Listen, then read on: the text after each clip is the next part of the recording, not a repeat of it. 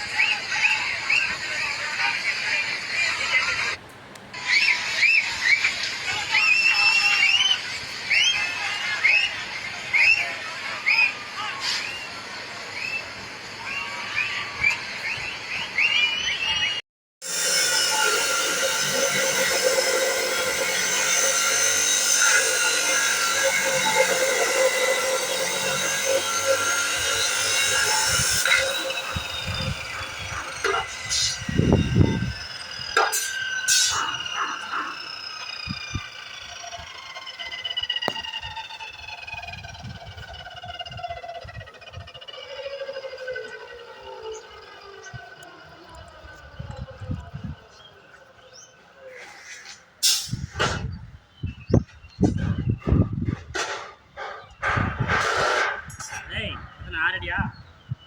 அஞ்சடியா? 6 அடி. இதில் 6 அடி எழுத்துறவே ஏன் இந்த போஸ்ட் எழுத்துல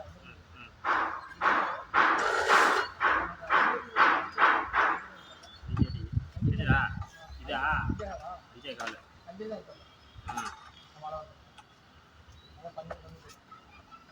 எத்தனை 6 அடி போட்டுமா?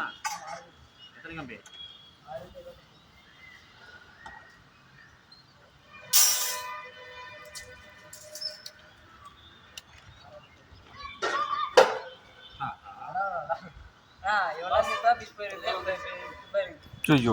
முருக பக்தியை வளர்க்கறதுக்காக பாஜக பண்ண அரசியலுக்கா ஆச்சரியம். முருகனுடைய பக்தியை வளர்க்கறதுக்காக பண்ணீங்களா? திமுக அரசு கோவிலுடைய காசை எடுத்து எதுக்கு முருகன் மாநாடு நடந்துச்சு? ஆசிரியர் வீரமணி அவர் வந்து பகுத்தறிவு சொல்லக்கூடியவர். அந்த தாய் கழகமா இருக்கு. அவர்கிட்ட கேளுங்க இது மாநாடு தேவையான்னு. திமுக அரசு என்ன நடந்துச்சு? பிஜேபி நீங்க இந்துத்துவ கட்சி தானே சொல்லிட்டு இருக்கீங்க டே ஒன்ல இருந்து.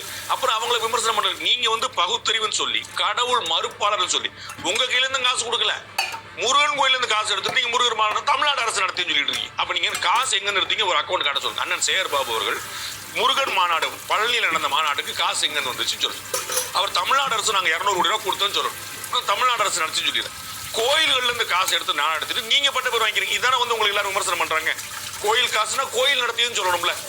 நீங்க உங்க திமுக நடத்துங்க, திமுக நடத்தின்னு சொல்லிட்டு போங்க. தமிழ்நாடு அரசு ஃபண்ட் பண்ணுங்க, தமிழ்நாடு அரசு நடத்தின்னு சொல்லிட்டு போங்க. கோவில்ல இருந்து காசு எடுத்துட்டு தமிழ்நாடு அரசு நடத்த சொல்ல என்ன அர்த்தம்? அப்ப நீங்க எதுக்காக பண்றீங்க? உங்களுடைய வேலையாது. நீங்க மதச்சார்பற்ற அரசு தானே. ஏன் பண்ணீங்க? ஏன் நீங்க இஸ்லாமியர் மாநாடு நடத்தல?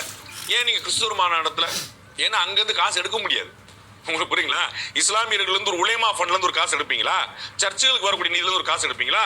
அறளைத்துறையில வந்து சாமிகள் கோயிலுக்கு கொடுக்கப்பட்ட காசு நீங்க எடுத்துட்டு மாநாடு நடத்துற மாநாடு சொல்லுவீங்க. அப்ப நீங்க பிஜேபி வந்து முருகர் மாநாடு வச்சு சாமி வச்சு அரசியல் பண்ணுதுன்னு நீங்க தோழமையில் இருக்கக்கூடிய திமுக என்ன பண்ணுது? அவர்கள் எதுக்கு நடத்தினாங்க? எல்முருகன் நடத்தினார். கந்த சஷ்டி கவச பிரச்சனை வந்த போது எல்முருகன் மாநில தலைவர் இருந்த போது முருகன் வேல் யாத்திரை நடத்தினார். அவர் அரசியல் பண்ணார். இன்னைக்கு இந்து முன்னணியுடைய போர்வையில பிஜேபி அரசியல் பண்ணுது. எல்லாம் ஓகே ரைட். நீங்க என்ன பண்றீங்க? முருகனுடைய பக்தியை வளர்க்கறதுக்காக பண்ணீங்களா? அப்ப திமுக பண்ணா முருக பக்தியை வளர்க்கறதுக்காக, பாஜக பண்ணா அரசியலுக்கா? என்ன ஆச்சரியம். சரி, இன்னைக்கும் இருதராஜ் என்ன அரசியல் பண்றாரு? தமிமும் அன்சாரி என்ன அரசியல் பண்றாரு? கூடவே இருக்கக்கூடிய ஜவாஹிருல்லா என்ன அரசியல் அவர் என்ன பேசுறாங்க? உங்களுக்கு புரியுங்களா? அப்ப இஸ்லாமியர்களுக்காக குரல் கொடுக்கக்கூடிய கட்சி மதவாதம் கிடையாது. கிறிஸ்தவர்களுக்காக குரல் கொடுக்கக்கூடிய கட்சி மதவாதம் கிடையாது. இந்திய யூனியன் முஸ்லீம் லீக் கூட வச்சிருக்கீங்க, அது என்ன கட்சி? அப்ப நீங்க எல்லாம் இதெல்லாம் மதச்சார்பற்ற கட்சி ஆயிருதா? இஸ்லாமியர்களுக்காக போராடுற கட்சின்னு சொல்ல உங்களுக்கு என்ன இருக்கு? பட்டியலினத்துக்காக முதல் குரல் கொடுக்கும் விடுதலை சிறுத்தைகள் நீங்க மறுப்பீங்களா? அப்ப உங்களுக்கு பட்டியலத்தோட அடையாளப்படுத்த மாட்டாங்களா? தமிழ்நாடு முஸ்லீம் லீக் சொல்ல மாட்டாங்களா?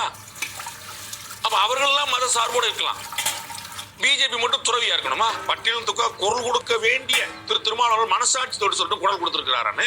தமிழ்நாட்டில் எவ்வளவு பட்டியலினத்துக்கான குடும்பம் நடந்துகிட்டு இருக்கு, அது குரல் கொடுத்துருக்கான்னு சொல்லுங்க. கையெடுக்கிறதுக்கு எவ்வளவு வந்திருக்கு, ஜாதி அடையாளம் வந்திருக்கு, பள்ளிக்கூடத்துல எவ்வளவு வேரூண்டி இருக்கு. டிஎன்பிஎஸ்சி உடைய கேள்வித்தாள்கள் ஜாதிங்க, எல்லா தலைவர் பேருக்கு பின்னாடி ஜாதிங்க. ஒரு கண்டனம் தெரிவிச்சிருக்காரா? யூபிஎஸ்சி உடைய கொஸ்டின்ல காம்ப்ளிமெண்டரியா ஈவே ராமசாமி நாயக்கன் வந்துருச்சு. பெருமைப்படுத்த தமிழ்நாட்டில் இந்த சமூக நீதி போராட்டத்தை முன்னெடுத்தது யாருன்னு கேள்வி புரியுங்களா? Complementary question. அதுல ஈவே ராமசாமி பெரியார்னு வந்தது, ராமசாமி நாயக்கன் வந்தது, அண்ணன் விஜய் வரைக்கும் சண்டைக்கு வராரு. ஜாதி பெரியார்கே ஜாதி. இப்ப யாரும் கேட்கவே இல்லை. டிஎன்பிஎஸ்சி நேற்று நடந்து முடிஞ்சு 24 hours முன்னாடி எல்லா தலைவருக்கும் ஜாதி. வாவு சிதம்பரம் பிள்ளை அவர் உட்பட நாங்க சொல்லிட்டு போவோம், நாங்க ஜாதியா பார்க்கல, அதை வந்து அவருடைய அடையாளமா பார்க்கிறோம் சொல்லுவோம். நீங்க தான் மறுப்பாச்சு. ஜிஎன் செட்டி ரோட்ல நீங்க செட்டி எடுத்துட்டு ஜிஎன் ரோடுன்னு போடுவீங்களே, கோபதி நாராயண சாலைன்னு போடுவீங்களே, பசுமன் முத்துராமலிங்க போட்டு பிராக்கெட்ல தேவர் சாலைன்னு போடுவீங்களே. அப்ப நீங்க எதுக்கு போட்டீங்க? டிஎன்பிஎஸ்சி தமிழ்நாடு கண்ட்ரோல் இல்லையா? எதுக்கு இத்தனை ஜாதிகள் வந்துச்சு?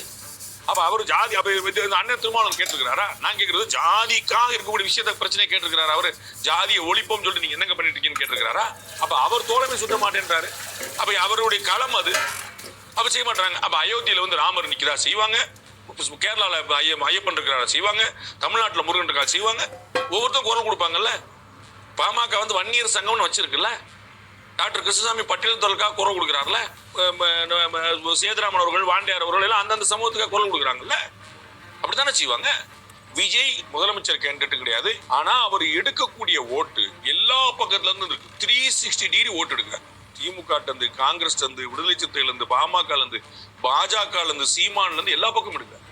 அப்ப எல்லா கட்சிக்கும் அந்த பீதி வரக்கூடியது புரிந்து கொள்ளக்கூடியதுதான். பிஜேபி தமிழ்நாட்டுல ஆட்சிக்கு வர முடியாது, பிஜேபி கால் பதிக்க முடியாதுன்னு பேசுனாங்கன்னு என்ன அர்த்தம்? அவங்க இன்னைக்கு இல்ல நாளைக்கு இல்ல நாளை கழிச்சு வந்துருவாங்க தானே. மதிமுக தமிழகத்தில் ஆட்சியை பிடிக்கான்னு ஏன் யாருமே பேச மாட்டாங்க? தேமுதிக ஆட்சியை பிடிக்கான்னு ஏன் யாருமே பேச மாட்டாங்க? அவங்க அந்த இடத்துக்கு நகரல. அந்த சண்டைக்கு வந்தா தான் உன்னால முடியாது. ரேஸ்லே இல்லாதவங்களை வச்சு நீங்க எப்படி பேசுவீங்க? அப்ப பாஜக ரேஸ்ல இருக்கு. விஜய் இன்னைக்கு 26 தேர்தல இன்னைக்கு நிலைமைக்கு முதலமைச்சர் கேண்டிடேட் கிடையாது, எல்ஓபி ஆப்போசிஷன் பார்ட்டி லீடரா வரப்போறாங்க. ஆனா அவர் எடுக்கக்கூடிய ஓட்டு எல்லா பக்கத்துல இருந்து இருக்கு. 360 டிகிரி ஓட்டு எடுங்க. திமுக இருந்து, காங்கிரஸ் இருந்து, விடுதலை சிறுத்தைகள் இருந்து, பாமக இருந்து, பாஜக இருந்து, சீமான்ல இருந்து எல்லா பக்கமும் எடுங்க. அப்ப எல்லா கட்சிக்கும் அந்த பீதி வந்து வரக்கூடியது. அவங்க வந்து நாங்க எடுத்த சர்வே உட்பட பல இடங்கள்ல 20% வரைக்கும் வரும். நான் ஒரு 10% கேரண்டியா வரும் நம்புறேன். அப்ப 10%னாலும் இருக்கிற ஓட்டு தானே, யாருக்கும் நேற்று வரைக்கும் விழுந்துட்டு இருந்த ஓட்டு தானே. 10% இது வரைக்கும் ஓட்டு போடாதவர்கள் கிடையாதுல்ல. அப்ப எல்லா கட்சிக்கும் ஓட்டு. அப்ப எல்லா கட்சிக்கும் அந்த பீதி வரக்கூடியது புரிந்து கொள்ளக்கூடியது.